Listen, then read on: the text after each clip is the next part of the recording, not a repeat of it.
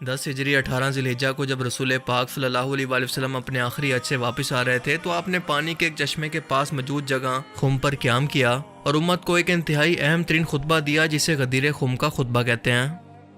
یہ خطبہ اتنا اہم ہے کہ آج بھی فرقہ پرست مولوی اور عالم دین مسلمانوں سے اس خطبہ کو چھپاتے ہیں، انہیں سچ نہیں بتاتے کیونکہ اس خطبہ کی بہت ساری باتیں ان کے فرقے کے خلاف جاتی ہیں۔